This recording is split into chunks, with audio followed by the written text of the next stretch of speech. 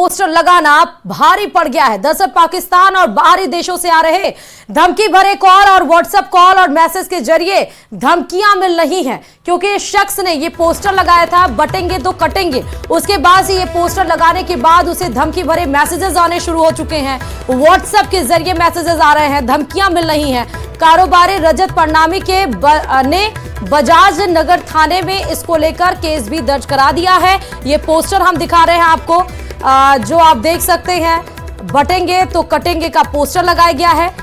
कारोबारी है ये, नाम इसका रजत परनामी है और इसने बजाज नगर थाने में रिपोर्ट भी दर्ज करा दी है। दिवाली के त्योहार पर दुकान के बाहर ये पोस्टर लगाए गए थे। गोली मारकर हत्या की धमकी अब मिल रही है इस शख्स को।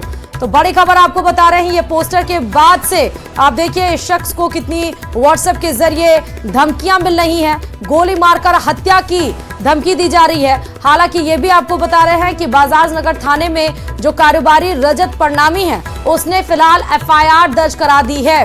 रजत परनामी कारोबारी है। दिवाली के मौके पर उसने ये पोस्टर लगाया, उसके बाद से ही धमकियों भरा कॉल उस पर लगातार आ रहा है। गोली से मारकर मौत के घाट उतारने की धमकी उसे मिल रही है। इस वक्त की बड़ी खबर आपको बता रहा। अब ये बटेंगे तो कटेंगे, ये आपको पीछे का अगर हम सिनेरियो बताएं तो दरअसल इसके पीछे की कथा ये है कि उत्तर प्रदेश में 9 सीटों पर 13 तारीख को 13 नवंबर को उपचुनाव है और उत्तर प्रदेश में ये पोस्टर वार शुरू हो चुका है। BJP versus Samajwadi Party versus Bahujan Samaj Party, और ये पोस्टर वॉर जो वहां पर शुरू हुआ है, सियासी जंग में जो शुरू हुआ है, उसकी कहीं ना कहीं जो ये कह सकते हैं इफेक्ट, प्रभाव वो राजस्थान में पड़ रहा है। और एक कारोबारी ने ये पोस्टर लगा लिया दिवाली के त्योहार पर दुकान के बाहर, और उसके बाद से इसका जीना आप देख सकते हैं दुश्वार हो चुका है। जैसे ही पोस्टर लगाया उसके बाद से उसे धमकियां मिलनी शुरू हो गई हैं। एक और बड़ी खबर आपको बताते चले कि आज से फिर चुनाव प्रचार करते हुए नजर आएंगे मुख्यमंत्री भजनलाल शर्मा। बीजेपी प्रत्याशियों के लिए समर्थन जुटाएंगे।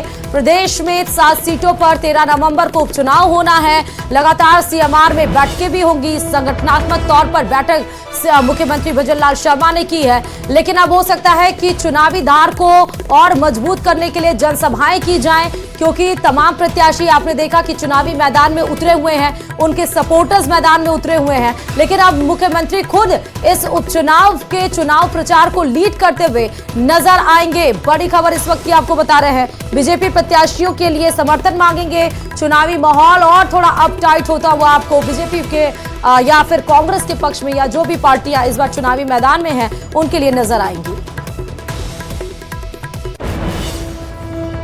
और वहीं अब बात बूंदी जिले की, जहां पर दीपावली के बाद अब रामा श्यामा का दौर शुरू हो गया है और इसी कड़ी में लोकसभा अध्यक्ष ओम बिरला ने बीजेपी कार्यकर्ताओं के साथ आजाद पार्क से अपने जनसंपर्क अभियान की शुरुआत की है। और इसके बाद केंद्र सिंह चौराहा, सब्जी मंडी रो, इंदिरा बाजार, कोटा रो, चौमुखा सदर बाजार में घूम घूमकर दुकानदारों और शहर के आम लोगों को दीपावली की शुभकामनाएं दी। और इस दौरान लोगों ने भी ओम बिरला का जगह जगह स्वागत किया। और इसके बाद से आपको ये भी बताते चले कि ओम बिरला दीपावली स्नेह मिलन समारोह और कवि सम्मेलन में भी शामिल हुए हैं।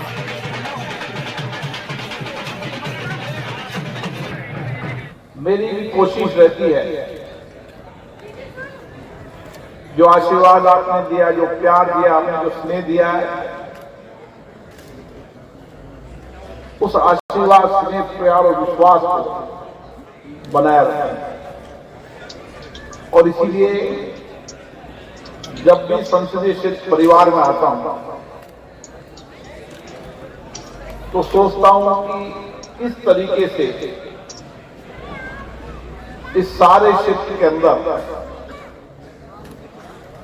आधारभूत ढांचे के साथ साथ समाज के अंतिम व्यक्ति के जीवन में कैसे परिवर्तन हो सकता है। क्योंकि लोगों के मन में एक बात रहती थी कि बूंदी का विकास नहीं हो रहा, बूंदी की पहचान कम होती जा रही है। लेकिन मैं आज आपको बता दूं, बूंदी की पहचान कभी कम नहीं हो सकती। विरासत और संस्कृति कभी कम नहीं हो सकती।